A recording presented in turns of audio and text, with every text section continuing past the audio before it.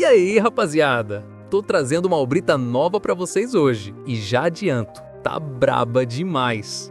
Espero que curtam, porque a ideia agora é começar a postar com mais frequência, hein?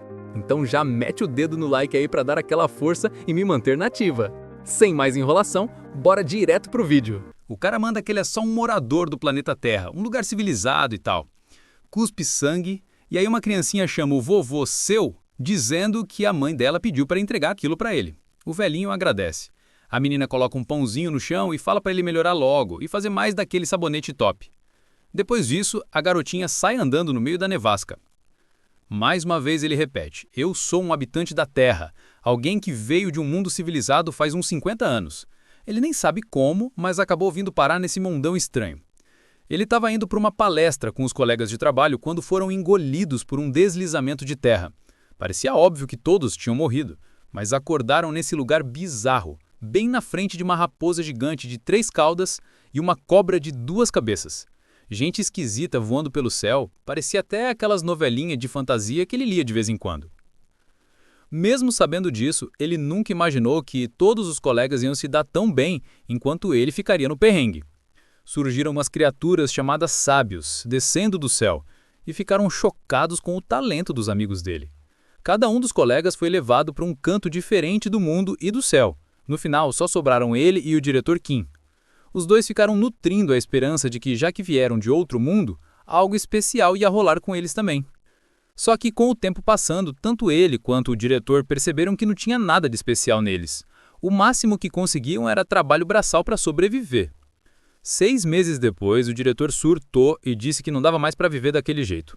Juntaram o dinheirinho que tinham e ele comprou um livro básico de artes marciais, daqueles vendidos em qualquer esquina. Mas por algum motivo, em 3 meses, o cara dominou tudo e virou um mestre. Começou a trabalhar para a nação e aprendeu artes marciais cada vez mais avançadas.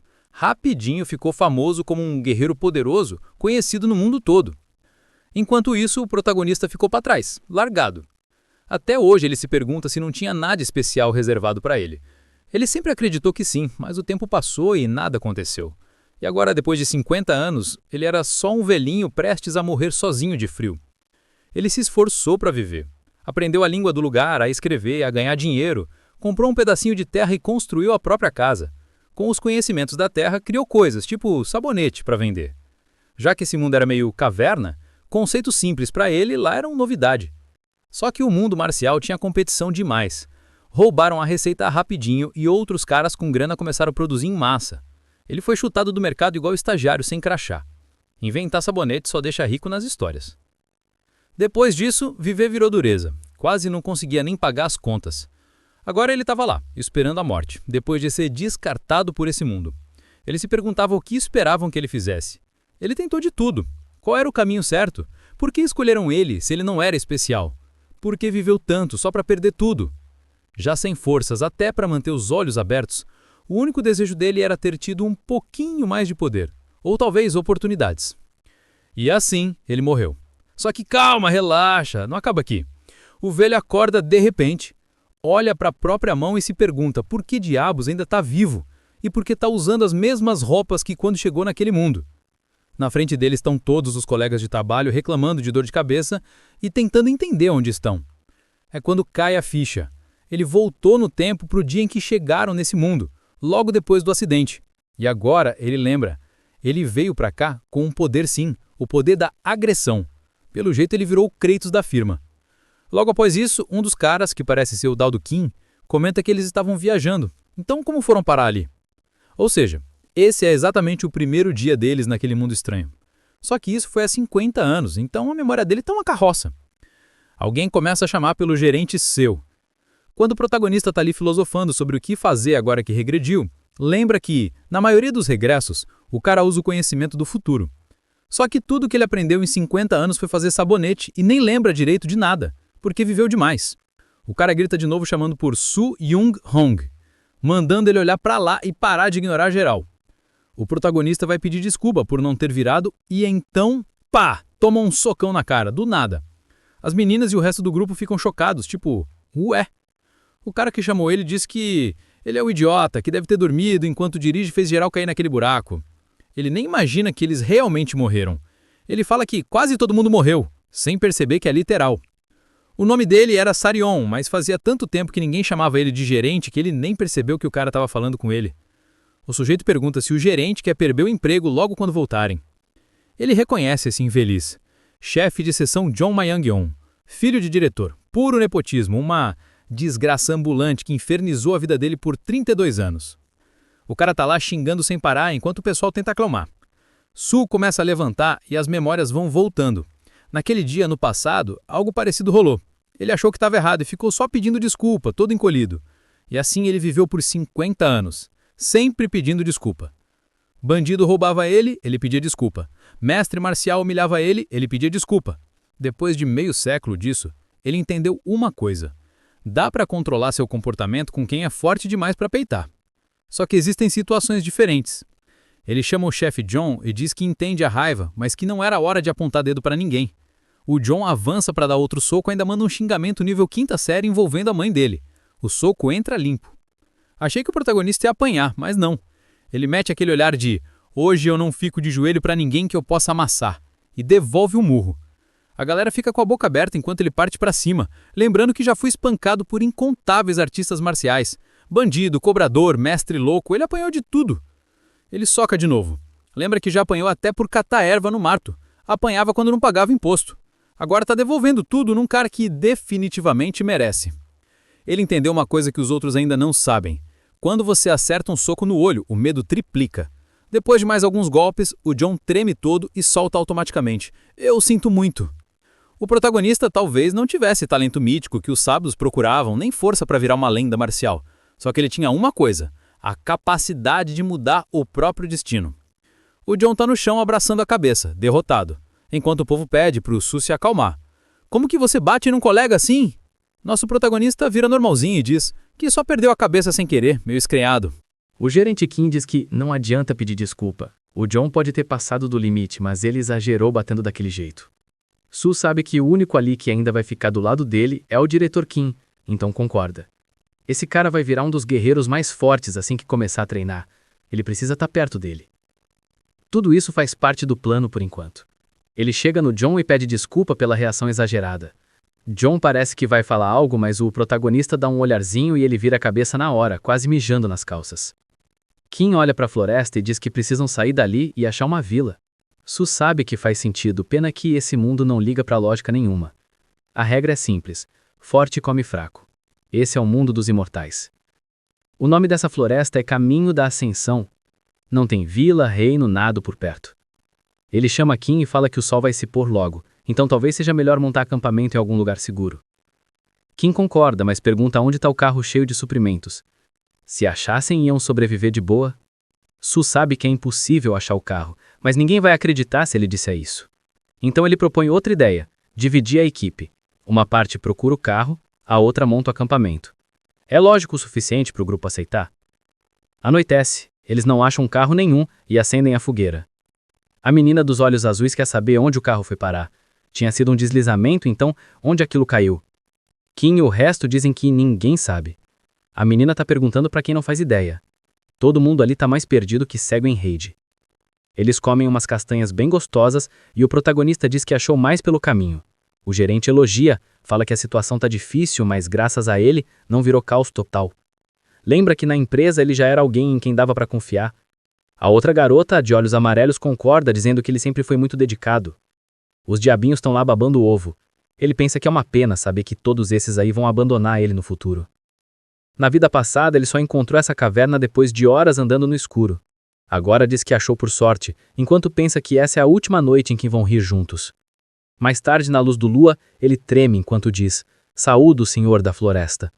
Na frente dele aparece a raposa de 3 caudas. A criatura diz que o cheiro dele é muito estranho para um humano.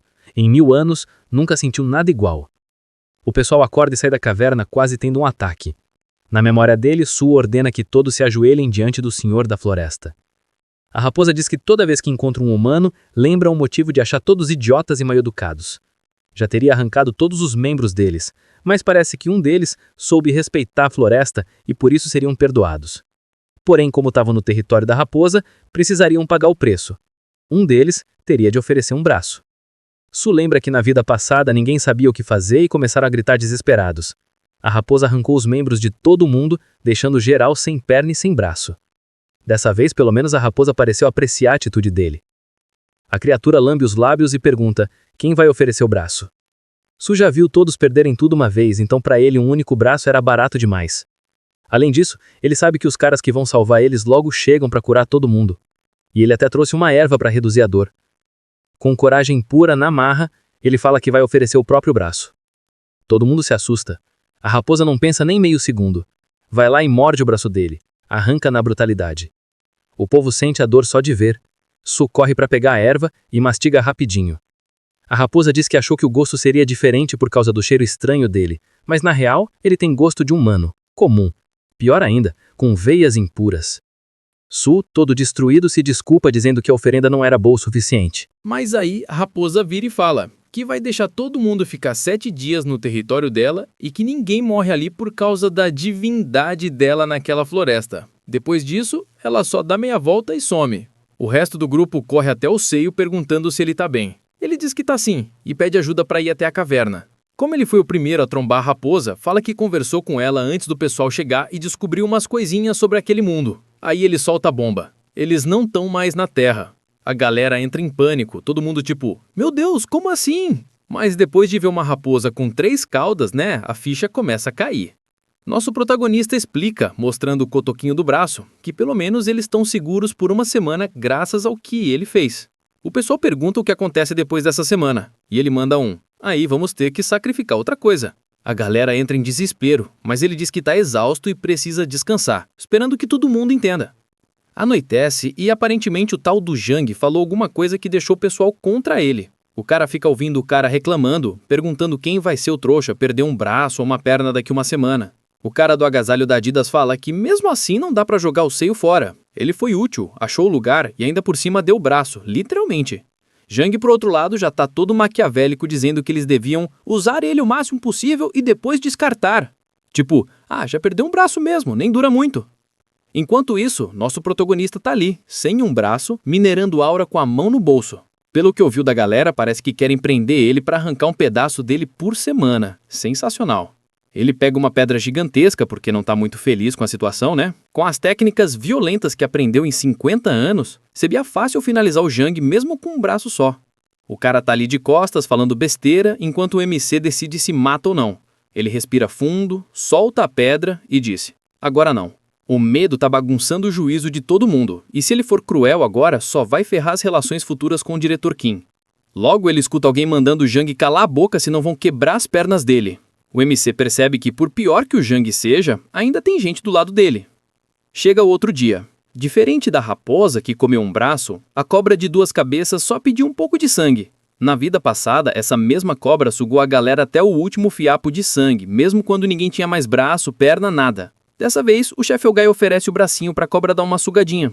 A cobra dá um gole e vai embora. Isso porque o sangue humano agora tá uma porcaria, nem gostou. O MC sabe que o sangue do cara tá mergulhado em álcool e nicotina, sem contar o colesterol do maluco. Aí ele chama João Min pra ir pegar umas ervas com ele. É meio falta de respeito chamar o cara pelo nome completo assim, mas o MC só pergunta se ele tá com fome. João diz que sim, então ele manda o cara ir junto pra mostrar quais ervas são comestíveis. Ele já tá até planejando dar o braço pro bicho de novo semana que vem, então acha melhor ensinar alguém caso ele morra. João fica todo sem graça porque era exatamente o plano dele. Agradece a ajuda, mas o MC sabe muito bem que a raposa não vai voltar e que o João nem vai ter tempo de usar essa informação. Cena seguinte, o MC tá dando bronca no João porque ele catou a erva errada pela 10ª vez. O João pedindo desculpa e o MC falando que parece até que ele quer matar todo mundo. O João diz que precisa de uma pausa, tá cavando essas ervas sem parar. Mas o MC sabe que esse desgraçado fez de tudo pra ferrar ele no trabalho desde o primeiro dia da vida passada. Então ele só fala pra voltar a trabalhar, que precisam terminar antes do sol descer. Um tempo depois, João acha um ginseng gigante e pergunta se aquilo é normal. O MC fala, parece que sim. Óbvio que eles não fazem ideia que aquilo é raiz de bambu amarelo. Normalmente cresce do tamanho de um dedo, mas ali, na Floresta da Ascensão, tudo é turbinado. Não é muito útil para quem depende de energia espiritual, mas para quem precisa de força física é perfeito. O João fica animadão e já quer saber o quanto mais vão achar. Mais tarde, olhando para o horizonte, ele percebe que chegou a hora. Uma explosão brilhante aparece no céu João cai no chão e todo mundo começa a berrar segurando a cabeça. Que porra é essa? Uns caras aparecem no céu dizendo que a surpresa teria encontrado tanta gente talentosa. O da roupa amarela fala pro Byog e Sunni que eles pertencem a ele. O Kim quer saber quem eles são, o que tá acontecendo, mas ninguém explica. O da capa preta comenta que só 3 possuem raízes espirituais e o resto é mortal comum. Aí ele estica a mão, cria uma bola dourada e taca no João. O velho aparece todo animado, dizendo que o garoto realmente tem o poder do trovão dourado. Aí aparece um ser com batom preto, que eu não sei se é homem ou mulher. Ele toca uma musiquinha e a menina dos olhos azuis começa a se contorcer de dor. O serzinho comemora dizendo que achou uma rota perfeita para a imortalidade. O fortão mete a mão no ombro do chefe Ogai e diz que ele tem corpo sagrado, será levado como discípulo. O cara fica aterrorizado, sem saber o que fazer. O do batom preto fala que talvez fosse melhor ele ir pro Vale dos Fantasmas, que é um bom lugar para virar imortal. Os dois ficam disputando quem leva o chefe Ogai, enquanto Kim fica perdidinho. Do nada, o da roupa dourada puxa um pote e suga o John pra dentro, dizendo que humanos são indecisos e ele vai levar o garoto no caminho da ascensão à força. O fortão olha pro MC e vê que ele perdeu o braço pra raposa e o chama de valente. Elogia ele. O MC agradece. A galera começa a ir embora dizendo que a floresta vai ficar segura por 10 anos graças à passagem deles. Kim, desesperado, tenta pedir ajuda porque nem sabem sair dali, mas os caras já vazaram. Na vida passada, o MC tinha gritado igual um condenado e foi ignorado que nem inseto, então ele nem tenta dessa vez. Pelo menos, assim como na vida passada, o corpo de todo mundo foi restaurado. E dessa vez o MC recuperou o braço também. Kim tá surtando, querendo saber como vão sobreviver naquela floresta. De repente, um monte de estrelas começa a voar em uma direção específica. Ele se pergunta por quê. Dia seguinte, dentro da caverna, a garota tá passando mal, cuspindo sangue. A outra, de roupa verde, o MC nem sabe o nome delas ainda. Ela fala que a amiga não tá bem e pergunta o que fazer. O MC diz para esperar mais um pouco, vai que aparece alguém para curar ela. Seria uma coincidência absurda, mas enfim. O grupo acha estranho, mas aí um cara entra na caverna dizendo que ver ele sofrendo ali era como ver formiguinha tentando derrotar dragão. Kim pergunta quem ele é, e o cara se apresenta como Rei Dragão do Mar, Sihil. Inclusive, quase o mesmo nome do protagonista. Boa criatividade do autor, parabéns! Ele fala algo sobre controlar a tempestade e diz que viu que estava chovendo ali e por isso veio. A garota no chão tinha usado algum tipo de magia para criar aquilo, e ele acha estranho porque ela parece só uma humana normal. Como ela tinha tanto poder assim? E pior, ela nem estava controlando a magia conscientemente. O MC explica que eles também estão perdidos e que um monte de gente poderosa aparece ali do nada, levando os colegas embora. O tal Sihil dá risada e diz que parece que os colegas dele já passaram por ali e viram potencial no grupo. Que ironia que justamente ele acabou aparecendo na frente dessa garota agora. Ele pergunta se o mortal entende onde está.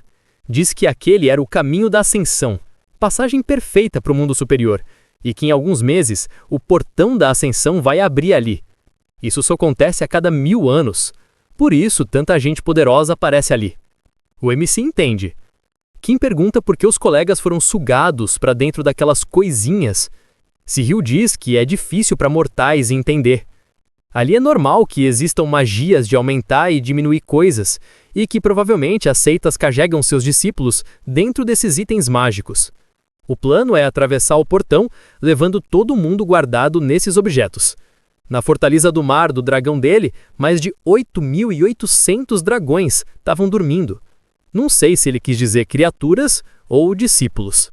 Ele comenta que a garota é muito peculiar. Se entrasse no grupo, teria a chance de virar algo extraordinário. Kim pede para ele esperar, diz que não dá para simplesmente levar a garota assim. Mas, de repente, ele cai de joelhos e fica com os olhos quase saltando da cara. Will apenas diz que vai dar o sangue dele para ela e aceitá-la como parte do grupo. Era a melhor solução para todo mundo ali. Além disso, aconselha que jamais se metam nas intenções das pessoas daquele mundo. Caramba, a cabeça do garoto vai explodir, e nosso pobre protagonista pegou bala perdida. Will finaliza dizendo que está sendo misericordioso. A maioria teria matado. Com um trovão estrondoso, ele sai voando no dragão, estilo puro. No dia seguinte, todo mundo foi sequestrado. Ah não, sobrou só essa aí. Ainda não sabemos o nome dela, mano. Ela tá rindo que nem uma maluca, dizendo que bagunça. Esse mundo com esse papo de dragão, colegas sendo levados, gente voando. Que diabos é isso? Provavelmente seria exatamente a minha reação, enquanto o seu dá tapinhas de leve nela pedindo para se acalmar. Ela, no entanto, só implora para o nosso garoto não ser levado também. Não conseguiria sobreviver sozinha nessa floresta. Porém, ele só pensa que é uma pena, mas o tempo deles acabou. De repente, ela começa a se contorcer de dor, põe as mãos na cabeça e diz que algo está chegando. Kim corre para ajudar, mas ela fala que é tarde demais. O que quer que seja, já chegou. Do nada, aparece um velho montado num leão animecânico. Pelo amor de Deus, esse saiu direto do chat de IA. E o velhote quer saber como existem mortais nesse caminho. Só que ele mesmo conclui que o lugar está instável por causa da abertura do portão. Deve ter sido assim que eles foram parar ali. Agora ele quer saber, dos mortais, quem emitiu aquela consciência vasta. Sentiu uma presença forte, como se fosse um dos sábios do Alto Reino descendo à Terra. E por algum motivo acha que é a garota. O velho pede para o outro homem ficar ali, querendo saber quem ele é, e avisa que ela é colega deles. No entanto, o ancião só lança um olhar e mais uma vez o diretor Kim é atacado. Coitado, bicho. Todo mundo que aparece desce a mão nele. Ainda bem que nosso protagonista amorteceu a queda pro cara não morrer. Mas, poxa, as costelas foram pro saco e o senhorzinho nada peculiar vai até a garota, segura o rosto dela e diz que a criança vai com ele. Ela pode não ter uma base boa, mas com o talento que possui pra consciência ele consegue despertar o poder dela. Ela chora, chamando pelos dois, mas o cara fala que é melhor ela abandonar essas conexões com o mundo, ainda mais agora que já fez a proposta. Nisso, os dois estão voando e aparentemente ele vai matar os rapazes para forçar a aceitação dela. Ela, porém, diz que aceita se ele não matar os dois. Melhor assim. O velho diz que é bom ela esquecer todas as conexões que tem com o mundo e ela concorda. Ele solta os dois, mas de repente mira na direção deles, dizendo que se deixá-los vivos ela ficará conectada para sempre. Ufa, ele abre um portal ali para eles voltarem para uma cidade próxima. Humilde, né? Os outros caras que vieram nem fizeram tudo isso pelos moleques. Bom, verdade seja dita, eles também não tinham muita escolha porque, na real, foram sugados para dentro daquela parada. E, pelo anel esquisito do velhote, eles só conseguiam ouvir a garota chamando por eles. Mas tchau.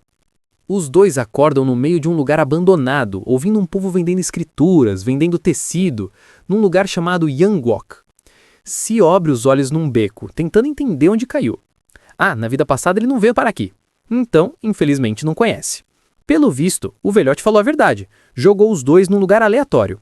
Porém, por algum motivo, ainda bateu uma sensação de familiaridade. Protegendo os olhos do sol, ele finalmente reconhece o lugar onde já morou por um tempo.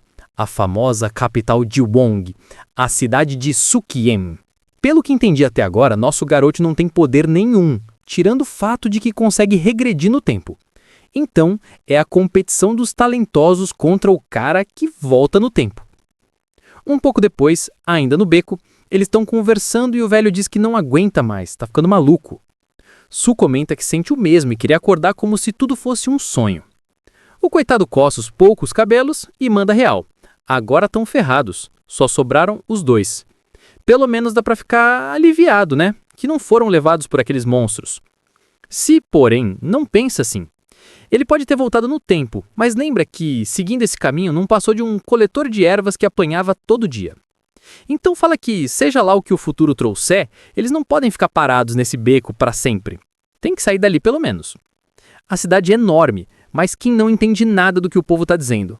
Parece que todo mundo comenta sobre eles, estão chamando atenção, e ele não faz ideia do assunto. Aí Su explica que estão zoando as roupas que eles estão usando. Ah, todo mundo fala chinês, mas os dois são coreanos. O cara fica confuso, e Su diz que aprendeu chinês quando era mais novo. Só que o velho vem das costas do garoto todas rasgadas, tá mais preocupado com isso do que com o fato dele ser bilíngue. E o safado mentiu. Nem é chinês que estão falando. Os símbolos lembram, mas o som é completamente diferente. Na vida passada, ele levou 2 meses levando sermão de mendigo para começar a entender o básico. Agora, porém, não tem motivo para surtar com isso. Primeiro passo: arrumar roupa nova. O velhote já fica na dúvida, como vão fazer isso sem grana e sem falar direito. A raposa velha, no bom sentido, vai a uma loja de ervas e taca aquele ginseng gordo na mão do dono, que fica chocado. O cara solta que aquilo ali, raiz de bambu amarelo, tem mais de 800 anos e que é bom pagar um preço decente. O velhote da loja já oferece 15 lingotes de prata. É barra mesmo e parece grana pra caramba. Até Su se espanta. Na vida passada ele nunca juntou tanto. Eu jurava que ele ia tentar pechinchar pra mostrar que manja de valor, né?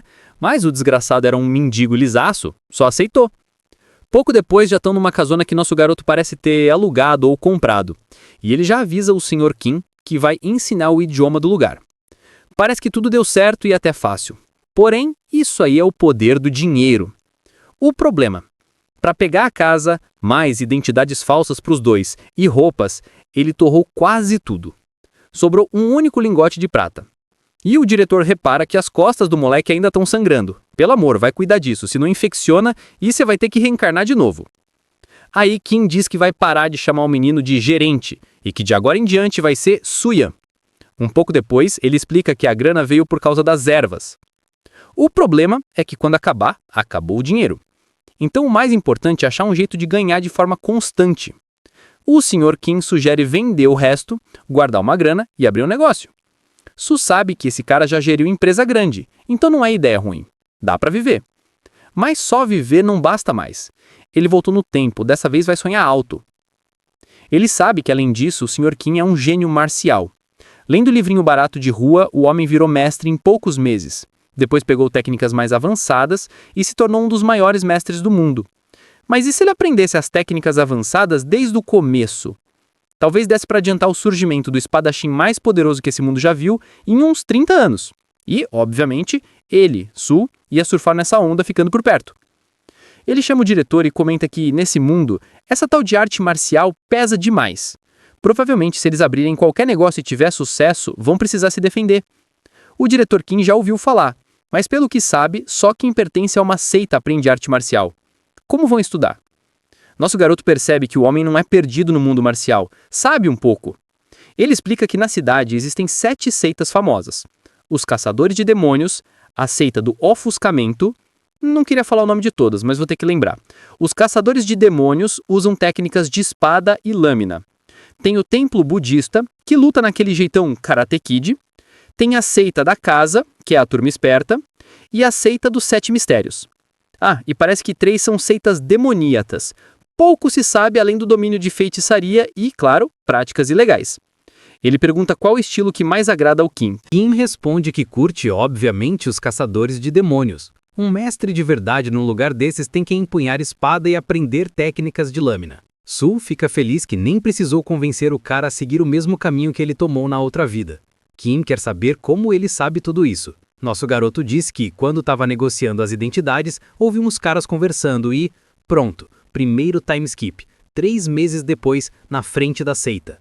Os guardas perguntam o que eles querem ali. Nosso Su dá um passo à frente e diz que trouxe o irmão mais velho, interessado em aprender artes marciais. O figurante com roupa de Rocky Goku não anima muito, mas olha as roupas deles e saca que tem grana, e eles estão precisando. Ainda assim, pede desculpa e fala que começar nessa idade é quase impossível. Su insiste para ver alguém de patente mais alta e já lubrifica a conversa com uma moeda. Depois, já dentro, alguém quer saber se é só para autodefesa. Nosso garoto despeja um banquete de lingotes de prata e diz que é isso mesmo. Na hora que o velhote vê o dinheiro à prova, podem ser discípulos externos, mas sem tratamento especial para quem entra por doação, e só aceitam um dos dois. Kim vai reclamar, mas Su já aceita de primeira. Perfeito para eles. O homem manda seguirem-no para juntar-se ao resto dos discípulos. Kim pergunta se tá tudo bem só ele aprender. Teria escolhido outro grupo se soubesse que era tão caro. Su fala para não esquentar. Ele nunca foi bom em esporte mesmo. Enquanto cuida do lado negócios, Kim vai lá e aprende as tais artes marciais. O velho agradece, mas diz que não sabe se vai conseguir aprender muita coisa. Su manda confiar e tentar antes de julgar. Outro salto de tempo. 7 meses depois, competição dentro da seita. O cara no trono pergunta de onde saiu esse sujeito. Óbvio, é o Sr. Kim, que triturou todos os discípulos que estão ali há anos. Dominar uma arte marcial é entender o significado dela e alinhar o corpo com isso. Gente com pouco conhecimento no máximo vira guerreiro de terceira. E para passar daí precisa de mais e mais conhecimento. A galera ataca dizendo que ele é forasteiro e nunca vai vencê-los. Mais conhecimento costuma significar mais tempo e esforço. Só que tem gente que nasce com talento para rir disso tudo. Avança vários estágios de uma vez. A seita caçadora de demônios é famosa por ter um monte de gente assim. Mas pela primeira vez, um outsider apareceu e atropelou todos esses grandes discípulos. Em só 7 meses, o diretor Kim virou guerreiro de primeira, dominando absolutamente todas as técnicas do lugar. O ancião morde os lábios, sem entender como alguém evolui tão rápido. Para forçar isso, precisaria reunir incontáveis artistas marciais para sustentar o sujeito. E ele é um forasteiro sem contato prévio com artes marciais? Como assim? Parecia que a tradição inteira se curvou diante desse homem. Uou! E dão a ordem de capturá-lo. Lá está nosso garoto. Já imaginava que isso ia dar ruim. Um estranho dominando a seita em 7 meses e deixando tudo em caos. Por isso estão acusando ele de espião. Mas, mesmo preso, o cão Trenó, o bichão, tá treinando. O que Su não entende é por que ele também foi preso. Ele não sabe nada de artes marciais e tá lá no Chilindró junto. Su pergunta se o diretor não tá preocupado. Muita gente suspeita que ele é espião. Normalmente em história assim, destroem um núcleo de energia do cara, cortam o braço ou quebram ele de alguma forma para não lutar. O diretor responde que já sabe disso, mas por algum motivo sente que continuar treinando é a única forma de ultrapassar a próxima barreira. Por dentro ele já sabe, ao passar essa, avança de estágio. Su sabe o quão absurdo é isso. Ser guerreiro de primeira já é impressionante. Ir além é coisa de mestre da seita. Nesse nível existem no máximo 1000 homens com essa força no mundo. E depois disso só sobra o pico, onde você vira praticamente intocável, certo? Então Su crava, esse cara vai pro topo do mundo. Não apenas 30 anos antecipado, uns 40 anos mais rápido. 7 dias depois, lá está o ganhão Kim, com florzinhas voando ao redor, absorvendo energia. Su já sabe, é a chave, que só aparecem artistas marciais perto do pico. Kim se levanta e anuncia que rompeu a barreira e que não tem medo mais do líder da seita. Nosso garoto elogia, o talento dele passou do que o esperava. O velhote também está impressionado consigo mesmo, não imaginava ter esse dom. Talvez porque, quando criança, leu incontáveis histórias marciais. Bem nessa hora, uns caras entram correndo dizendo que chegou a hora. Receberam ordem do líder para destruir o núcleo de energia dele. Agora tem certeza que é um maldito da seita demoníaca. Kim lança um olhar, Su tenta acalmar a galera dizendo que ninguém é espião ali. O cara manda ele calar a boca e dá um soco no rosto, falando que já ouviu os dois conversando naquele idioma codificado. E tem certeza que não são do povo dele. Só que nessa Kim já puxa a espada e zapt! A mão do sujeito cai, cortada. O corte foi tão preciso que ele não decepou a mão, só desarmou o cara. Aí o careca avisa que já deixou claro, aquela era a primeira seita dele.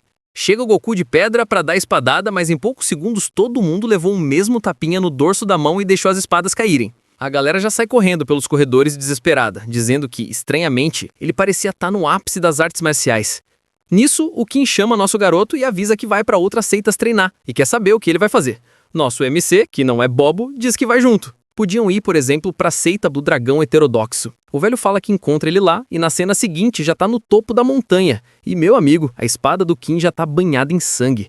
Ele pergunta por que o seu demorou tanto, e o MC dá risada dizendo que, o diretor é só um pouquinho mais rápido que ele. E vendo o estado da espada, já percebe que o cara não era nada violento, mas esse mundo já tinha mudado o homem. Seria um sonho um dia poder voltar para a vida pacífica na Terra. Se pudesse escolher, voltaria para lá. Ele tá cansado da violência desse mundo. Porém, nada disso importa agora porque é aqui que ele tá e vai fazer o que for necessário para sobreviver. Depois de serem traídos pela primeira seita, eles invadiram a Casa do Dragão e tomaram tudo. 2 anos depois, se aventuraram pela região de Wanga e continuaram derrotando várias seitas. E no 3º ano, todos os emblemas de todas as seitas já tinham sido cortados por ele. Em pouco tempo, naquela região, ele foi nomeado o artista marcial mais forte sob os céus e usou essa fama para unir as seitas e formar uma aliança. Mano, 7 anos depois, tamo passando rápido, hein? Ele e o diretor eram irmãos de alma, ignorando a diferença de idade. Eles até trabalharam numa arte marcial específica para o nosso garoto. O Sr. Kim entrega um livro e diz que a técnica se chama corta-montanha. Fez pensando no talento do nosso MC e tem certeza de que ele pode chegar ao topo. O Su fica impressionado. A técnica realmente estava acima de qualquer outra que ele já tinha visto. O único problema, obviamente, era o esperado. Ele não tinha talento nenhum. Estava aprendendo com um artista marcial mais poderoso sob os céus que criou uma arte marcial só para ele e mesmo assim ele mal conseguiu virar um guerreiro de 3ª categoria depois de um ano inteiro praticando. Aí ele diz que talvez não tenha jeito. Ele tem talento para medicina e aparentemente é por aí que a vida dele segue. Cada pessoa tem talento em áreas diferentes. E então, no primeiro dia, depois de uma década ter passado, ele vislumbrou um nível que só tinha ouvido em lendas, as 5 energias do mundo se convertendo numa única pessoa. O velhote dá um troço e começa a se contorcer. Que isso? O cabelo dele cresce e fica preto. O Su chama o velho. E de repente, o cara tá bonitão, cabelão comprido, trincado. Essa era a tal reconstrução esquelética, que cria um novo corpo. No capítulo seguinte, nosso garoto fala que, tá parecendo mais novo do que ele. E o Kim responde que realmente se sente cheio de vida, como se pudesse fazer qualquer coisa. Nosso MC parabeniza, dizendo que o mundo vai ficar em choque com essa reconstrução esquelética. Aí o Kim se levanta e diz que vai ter que passar a sucessão da aliança marcial para outra pessoa em breve. O MC quer saber em quem ele tá pensando. E o cara diz que tem gente talentosa, mas ninguém entendeu de verdade a essência das artes marciais. O Su comenta que ele sabe que só o Kim é extraordinário o suficiente para saber o que isso realmente é. Se ele espera encontrar outro gênio igual a ele, vai ser difícil. Mas o Kim, olhando pela janela, diz que mesmo tentando baixar as expectativas, não tinha ninguém à altura. E pulamos mais 15 anos. Já faz 35 anos desde que nosso garoto começou a vida no caminho da ascensão. E agora ele já tem 65 anos, ué. Ele tá curioso para saber o que o Kim tá fazendo. Um ano depois da reconstrução esquelética, o Kim passou o cargo de líder da aliança para outra pessoa e foi embora. O MC queria poder se aposentar junto com ele, mas teve que ficar ali para cuidar da parte estratégica da aliança. O Kim disse que queria viajar muito mais por esse mundo. Talvez por isso não tenha ido à cerimônia de aposentadoria do MC. Ele tá caminhando pelo jardim, dizendo que o lugar é silencioso demais. Comprou essa mansão linda com o dinheiro da aposentadoria. O único contra é que ela é grande demais e ele tá sozinho. Aí tem alguém no meio dos arbustos e, quando ele vai olhar, era o Kim. Ainda não me acostumei com ele cabeludo. Nosso garoto quer saber onde ele andou e por que só apareceu agora. Mas ele simplesmente cai na grama e chama pelo seio. Ele diz que realmente acreditava ser abençoado nas artes marciais. Nosso MC fala, claro que era. Se ele não é gênio, quem seria? O amigo responde que, nesse mundo de mortais comuns, ele realmente não era ordinário. O protagonista ri. Óbvio que não era.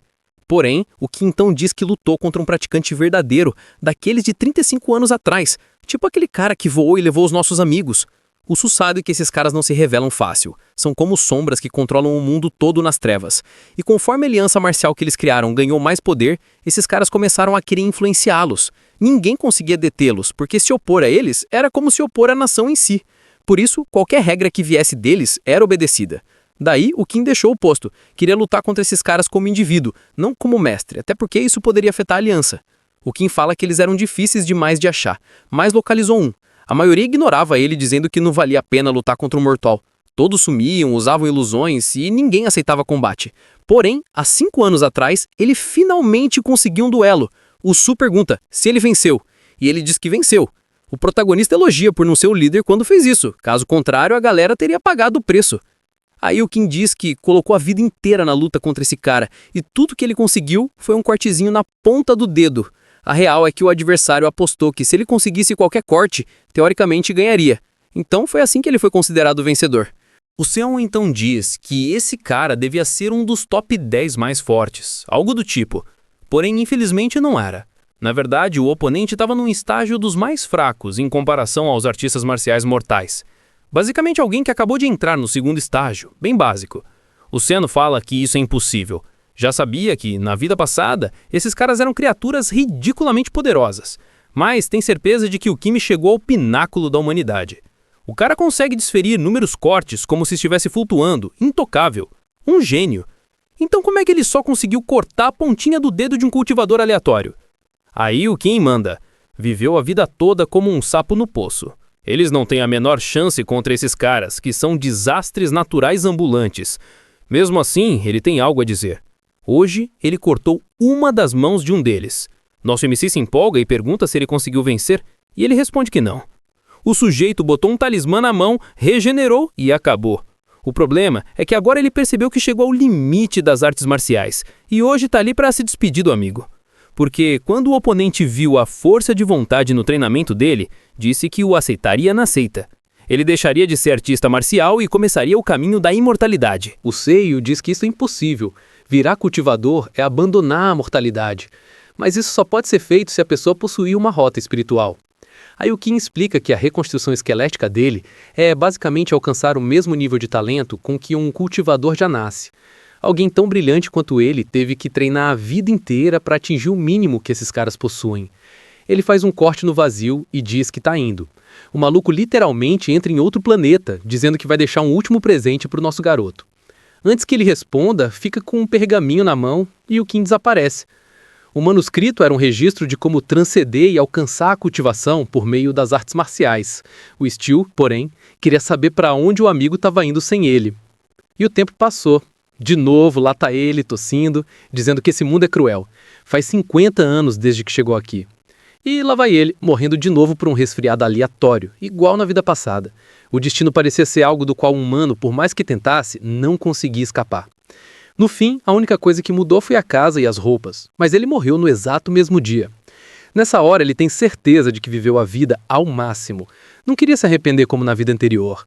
Então se manteve ocupado o tempo todo, estudou quanto pôde, praticou o máximo possível e nem ligou para casamento ou vida normal. Foi por isso que conseguiu unir todas as seitas marciais da região. Ele conquistou fama, riqueza e tudo o que o mundo mortal tinha a oferecer. Então por que nesse momento sentiu um vazio? Será que se ele e o Qin tivessem se esforçado ainda mais, teriam alcançado os céus? Infelizmente, o corpo dele não vai descobrir essa resposta. Tudo o que ele sentiu foi uma profunda impotência. De verdade, foi outra vida de decepções. Isso marcou o fim da segunda regressão e a chegada de Alika. E você lembra que o último capítulo terminou no momento em que ele morreu na segunda regressão, mas não surpreende. Ele acordou na mesma floresta, o caminho da ascensão, e o corpo estava cheio de energia. Ou seja, a regressão dele não foi coisa de uma vida só. Nesse instante, aquele desgraçado de cabelo castanho aparece e dá outro tapa nele, chamando o MC de filho da... Só que desta vez o Sul se desvia fácil. O cara tenta acertar de qualquer jeito, mas o Sil só se pergunta: por que eu regredi? Tô com um corpo novo, cheio de energia. Claramente uma nova chance deveria ser algo bom. Mas o que aconteceu com tudo que construí nos últimos 50 anos? O Mai Han continuou xingando, dizendo que ele quase matou todo mundo e ainda tem a cara de pau de desviar. Só que o Su fica encarando, pensando se isso realmente é algo bom. E logo conclui que não. Na real, esse poder que recebeu é mais uma maldição, uma que nega o sentido da vida. Claro, algumas regressões seriam maravilhosas e ele seria grato por essa oportunidade. Mas e se ficar preso nisso para sempre? Ele ficaria rodando a roda do destino, condenado a sofrer até o fim dos tempos. Sem contar que ele já não conhece mais ninguém das pessoas que encontrou na vida passada. Porque na frente dele agora estão seres completamente diferentes, que, por mais que tenham a mesma aparência, não são os mesmos de antes. Até o Yonhun, que ele considerava um irmão, aquele cara não existe mais nesse mundo, porque o Yonhun, que era seu amigo, passou por incontáveis experiências que moldaram quem ele era. Com isso, ele fala pro Jin se acalmar e pergunta o que adianta ficar com tanta raiva. O sujeito chama ele de filho da sem vergonha, porém o Su revela que quem devia estar dirigindo era o Mai Han.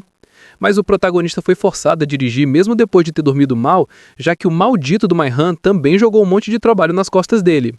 Além disso, quem conseguiria desviar de uma avalanche numa estrada estreita? Seria bom ele parar de apontar o dedo e começar a pensar no que podemos fazer. O Bocó tá ali, exausto e ofegante, sem conseguir rebater nada. Aí o protagonista chama o diretor e diz que vai procurar um lugar para ficarem antes do pôr do sol. Todo mundo deveria ir atrás do carro ou de uma saída da floresta. Quando escurecesse, ele acenderia a fogueira e todo mundo deveria ir naquela direção. Anoitece e o protagonista se pergunta se vale a pena se conectar com essas pessoas de alguma forma.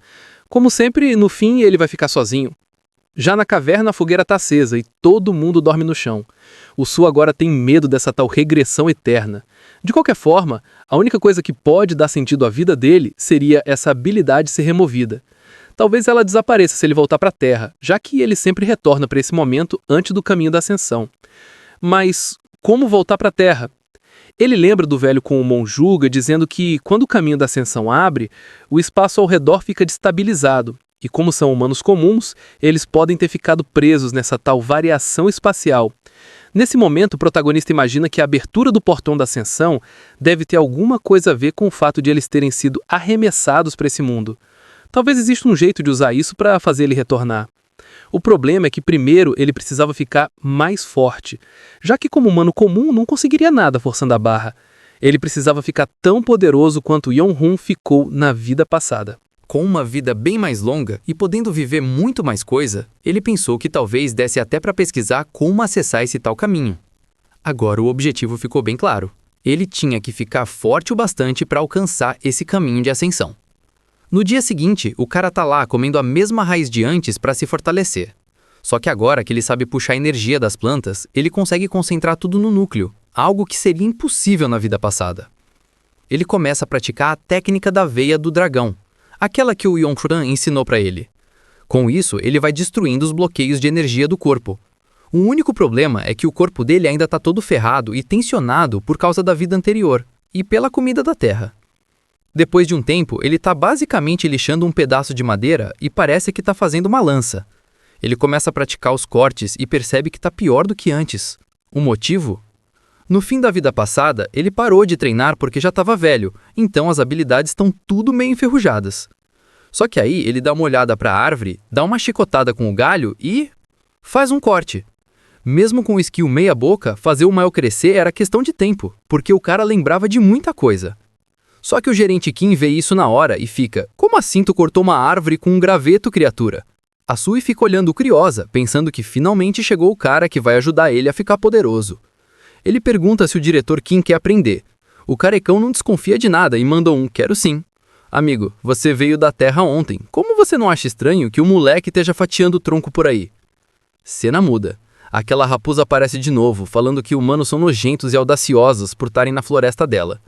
Ele já viveu tanto tempo que até esqueceu dessa porcaria aparecendo sempre.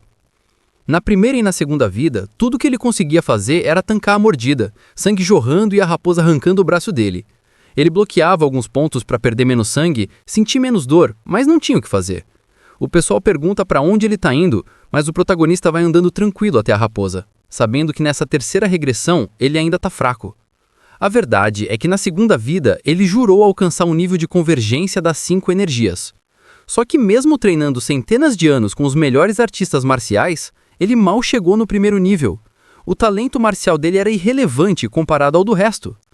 Ele arranca o próprio braço para ajudar todo mundo e diz que não importa o quão fraco ele seja, mesmo se levasse 1000 ou 10.000 anos, ele não ia desistir.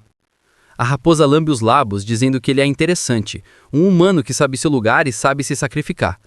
Já que era assim, ela ia aceitar o que ele oferecia. A Su fica pensando que ele vai continuar oferecendo o braço até chegar o dia em que vai ser mais forte que ela. Como sempre, depois de comer o braço, a raposa vai embora. Sem se importar com o resto do grupo, ele continua treinando na floresta.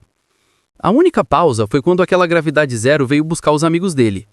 Assim que eles foram levados, ele voltou a treinar sem comer, sem dormir. Só parou no 4º dia, quando se apresentou como um mortal inferior e pediu para falar com o dragão do mar. O tal chifrudo quer saber por que ele está curioso. A Su explica que a garota que ele estava levando tinha a raiz espiritual presa, então ela não ia conseguir praticar nada. Sem falar que, sendo mortal, ela viveria no máximo 100 anos. Então por que ele queria ela? O chifrudo responde que ele está sabendo demais para um mortal, mas que não precisava se preocupar. Quando ela aceitasse o sangue dele, ia despertar uma raiz espiritual e ganhar talentos. Na hora, a Su fica animado, perguntando se ele também poderia receber essa oportunidade. Afinal, todos vinham das mesmas terras, então talvez tivesse alguma coisa ali que interessasse ao Ser Supremo. O cara só sorri e manda ele ouvir. De repente, a Sui sente uma dor no peito, e o cara fala que era bom ele aprender isso para continuar vivo. Ele nunca deveria pedir nada ou exigir algo de alguém daquele nível. O cara viveu milênios e entendia coisas que ele nem sonhava. E olha que ele era um dos gentis, o outro daquela mesma categoria mataria só por fazer contato visual. Com isso dito, ele desaparece em meio aos trovões, surfando num dragão. Enquanto isso, o pobre do Kim tá ali sem entender nada do que acabou de acontecer. No dia seguinte, outro amigo seria levado. O protagonista pergunta algo parecido. Kim Yon não tinha raiz espiritual, então como ela poderia virar discípula do velhote? O velho mostra uma pílula e revela que ela permite que qualquer um alcance instintos espirituais. Até um mortal fudido podia ficar poderoso se tomasse aquilo. Isso animou muito a Su, porque agora ele sabia que existia um caminho além da prática normal para ficar mais forte. O velho explica que sim, um mortal pode treinar artes marciais e alcançar a raiz dos 5 elementos, mas isso leva a uma eternidade e o resultado é medíocre. O que se ganha com a pílula é muito melhor e muito mais rápido. O velho abre o portal e fala que já deu, que ele não tinha mais nada a resolver com eles e que desaparecessem. O pessoal grita pelos dois, mas o protagonista abre os olhos no topo de uma árvore. De longe ele vê o lado sul da região Yango, igual na vida passada. Parecia que ele e o Kim iam passar tempo navegando por esse lugar de novo. Só que o protagonista já desafiou gente do mundo todo. Ele conhece esse caminho melhor que conhece a própria mão. Então ele acorda o diretor e leva ele para a cidade mais próxima. Explica tudo. E o cara obviamente fica confuso, mas acaba aceitando aos poucos. Chegam na cidade de Robil, onde vendiam ervas de ascensão. Mas só compraram uma casinha simples. O protagonista ensinou ao Kim a língua do mundo, a técnica destruição da montanha, que ele criou na segunda regressão, baseada numa técnica mais velha, mas adaptada para combinar com as habilidades do Kim. Só que depois de treinar só um pouco, a Su fica desmotivado. O Kim alcançou o nível de 3 flores em 3 meses de treino, enquanto ele, com 2 vidas inteiras de prática, mal chegou no primeiro nível. O talento marcial dele era irrelevante comparado ao do resto. Kim levanta animado dizendo que acha que agora consegue vencer o Asu. O protagonista só sorri, percebendo que esse não é o Yan-ho que ele considerava irmão na vida passada. Aquele cara era mentalmente centenas de vezes mais velho. Agora, Asu é praticamente um bisavô do diretor Kim. Ele entrega o livro e diz que a partir dali seguiriam vidas separadas. Kim fica confuso e pergunta se fez algo errado. Qual era o motivo? O protagonista explica que na primeira regressão, Yan-ho virou líder da aliança marcial e perdeu para aqueles caras no final. Na segunda regressão foi quase igual. Ele criou técnicas avançadas, treinou sem parar, chegou no limite das artes marciais, mas mesmo assim não conseguiu vencer aqueles caras e acabou abandonando tudo para focar na cultivação. Ele sabia que a mesma coisa aconteceria com Yan-ho se ficasse perto dele de novo. E para não ver a cara do amigo desesperado mais uma vez, ele decide que nessa vida vai andar o mundo para melhorar sozinho. Kim pergunta como ele vai viver sem o Yan-ho ali. O protagonista responde que as habilidades marciais que ele já tem são mais do que suficiente para se virar. Ele sabe falar, escrever, lutar e já era um artista marcial de pico. Nada para se preocupar. Kim entende, mas não queria se separar da única pessoa do mesmo mundo que ainda estava com ele. Asui concorda e faz uma promessa. A cada 2 anos, naquele exato dia, eles se encontrariam naquela casa. Depois disso, ele sai viajando. E logo, um cara com uma lança manda ele parar e pergunta o que ele quer no Salão dos 8 Respeitados. O Sui diz que veio pedir um duelo. O cara cai na risada, dizendo que ninguém chega lá assim chamando alguém para lutar. Aí o Sui simplesmente avança com a espada. Em 1 segundo, a lança do cara é destruída. Ele pergunta se parece alguém qualquer. Sui jura que nessa vida ele vai fazer de tudo para ficar forte. O protagonista começa a farmar aura. Na primeira vida passou fome. Na segunda, fome de novo. Nessa aqui, provavelmente vai passar fome também, mas pelo menos vai humilhar uns caras enquanto isso. Quando chegam no salão, a garota diz que o líder está esperando. Eles passam por um corredor e chegam no chefão. O velho ri, dizendo que achou que o visitante fosse um artista marcial de primeira categoria. Não imaginava que seria um jovem. O protagonista se apresenta e presta respeitos. O líder diz que o garoto parece forte mesmo e pede que ele dê uns ensinamentos ao discípulo inexperiente. O velho puxa um nunchaku com ponta afiada enquanto o Yan-ho se posiciona do lado. O líder avança girando o nunchaku, dizendo que já que vão enrolar, ele vai começar. A arma tá cheia de aura e vai direto no olho do protagonista. Ele só puxa a espada, faz um corte para cima e desvia o ataque. Os monges ficam chocados que ele defendeu o ataque do chefe. O líder gira pelo salão dizendo que o garoto alcançou um nível de união com a espada e que parecia prestes a avançar do primeiro estágio. O protagonista responde dizendo que o líder também parecia unido com a espada e que aprendeu muito com aquele movimento. O chefe ri dizendo que é engraçado eles estarem no mesmo nível, mesmo ele sendo tão jovem. O garoto era um gênio. Só que o protagonista ri do termo gênio. Para ele, nem era elogio.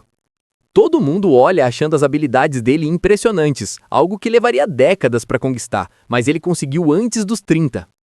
Ele agradece, mas pensa que, no fim, ainda é só mais um inútil talentless desse mundo. Mesmo sem talento, sem destino especial, sem nada, ele conseguiu chegar naquele nível através das regressões. Então, já que chamam ele de gênio, agora ele vai agir como um. Ele avisa ao chefe que dali em diante vai usar a energia da espada. O chefe agradece e diz que então vai levar a sério. O Sui libera a técnica Destruição da Montanha na primeira forma. O chefe desvia para o lado. Depois vem a segunda forma, depois a terceira. O chefe ativa a energia no nunchaku e devolve uma sequência de golpes, que o protagonista defende. O chefe tenta entender que tipo de criatura era esse moleque de menos de 30 anos com habilidades monstruosas. O protagonista se move para o lado e ativa a 7ª forma da profundidade da montanha. Um dos cortes parece atingir o rosto do chefe. Os monges todos em choque, repetindo como papagaio. Impossível! Como o líder pode estar sendo pressionado por um moleque? Nesse momento, a Sui já está entregando a 12ª forma, forçando o chefe a recuar. A plateia percebe que não era só velocidade, a espada dele tinha um poder absurdo. Um dos golpes acerta em cheio, a aura explode no nunchaku e o chefe treme, assustado. Nesse momento, o CEO pensa que tá na hora de acabar com isso. Ele pula pro céu, ativa a técnica das 7 luzes e do nada aparece um monte de cortes brilhantes no ar. E o Menako é rasgado todinho. O chefe fica totalmente chocado. Os Shaolin tudo de boca aberta e o cara simplesmente cai no chão dizendo que perdeu. Na mesma hora, Su se inclina e agradece pela oportunidade. Ele vira e sai andando tranquilão. Todo mundo fica em choque. Ele atravessa o meio da seita com a galera inteira só sussurrando e comentando. Pelo menos ele não levou emboscada por isso, já que a Casa dos Oito Respeitados era uma seita ortodoxa que seguia métodos tradicionais e código moral. Óbvio que o Su, no entanto, quer mesmo é visitar as seitas não ortodoxas, basicamente os fora da lei do mundo marcial. O primeiro objetivo dessa vida era caminhar por tudo quanto é canto e alcançar o pico marcial numa montanha. O protagonista conta que viajou por várias cidades médias da região Xioqing. Entre elas, também perdeu na seita Umul e na seita Haiyang, não teve jeito. Mas venceu em Gaoju e Yango. E agora ele tá na seita Houzhen, acertando um corte no capitão do manto roxo que voa para trás e cai apagado no fundo da sala. O velho dá risada e diz que ele deve ser o tal artista marcial de primeira classe que anda desafiando geral por aí. De fato, o moleque é habilidoso. Su agradece dizendo que tem aprendido muito nessas lutas. Mas aí aparece o grupo da lâmpada e o chefe anuncia que agora ele vai ter que enfrentar 10 anciões. Nesse momento, Su percebe que é assim que uma seita não ortodoxa se vinga.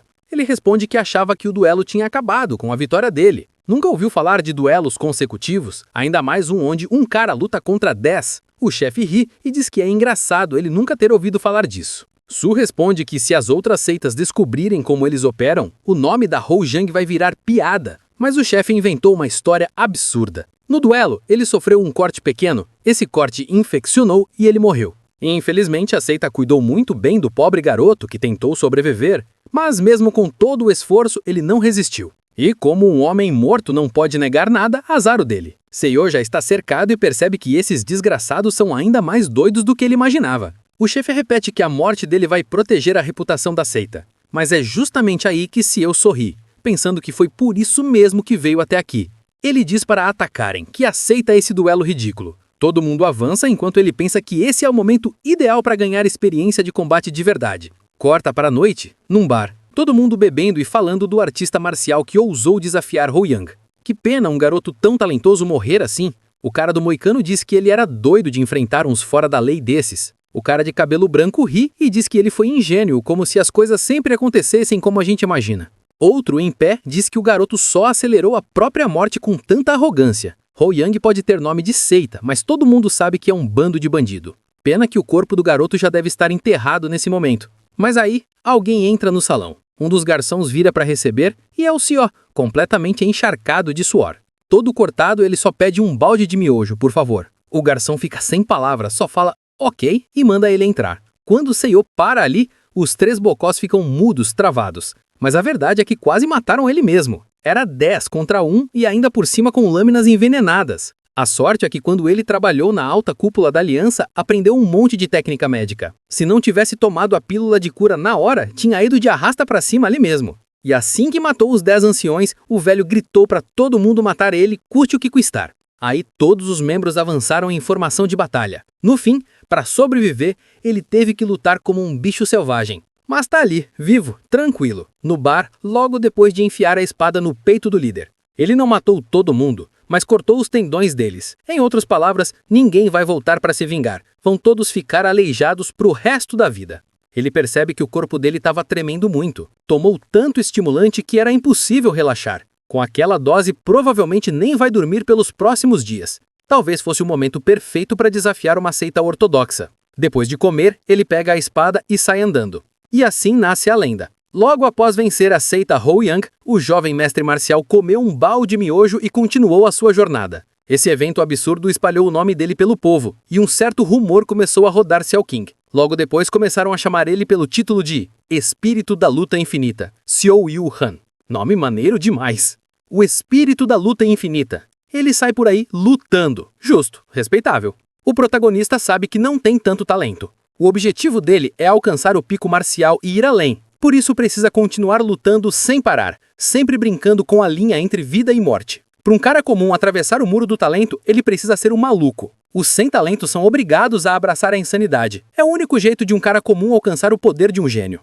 E assim, ele viajou por incontáveis regiões de Yango, lutando dezenas de duelos por dia contra seitas ortodoxas e não ortodoxas. 5 anos passam. Uma explosão acontece no meio do pátio. O protagonista salta ativando a técnica de destruir montanha de novo. Nesse momento, o ki dele fluía suave, porém extremamente destrutivo. Essa técnica parecia o próprio coração do céu. O Ki da espada tomou forma, de linhas, algo que só gente no topo consegue usar. Só tentar formar isso por alguns segundos já deixava a mente dele completamente exausta. Mas ele precisava dela, senão nunca alcançaria seus sonhos. Nesse instante, um cara ataca por trás com uma espada. Su vira, defende o golpe, a energia espalha pela espada e o lugar explode. O coitado voa contra a parede, percebendo que o Ki da espada que Su lutou para manter foi destruído num único ataque. Aí alguém sai da fumaça dizendo que esperava mais do tal espírito da luta infinita, Seiyo. Só que dessa vez, quem ganhou foi ele. E claro, era o maldito diretor Kim, o homem mais forte dos céus. O protagonista se levanta percebendo que esse infeliz realmente tem um talento incrível. Ele parabeniza o amigo dizendo que ficou muito mais forte da última vez. Su nota que o desgraçado já havia passado por reconstrução esquelética em 5 anos. Olhando para a própria mão, ele pensa no que ficou fazendo esse tempo todo. Ele ainda é só um artista marcial de primeira grau. De fato, a falta de talento traz o pior de nós. Depois disso, o diretor diz que ao chegar no nível de conversão das 5 energias, percebeu algo. Virou o homem mais forte de Yango, e ninguém aguenta um ataque dele. Por isso, como o mais poderoso, ele quer criar uma organização e oferecer um assento para o senhor, mas ele corta e diz que tá boa. Prefere viver como sempre viveu. Lembrando que esse cara, em todas as vidas, fica obcecado em virar líder de uma aliança. Se aceitasse, viraria vice-líder, mas na prática seria estrategista, função que ele já exerceu por uma vida inteira e não quer repetir. Cada segundo de treino vale ouro demais,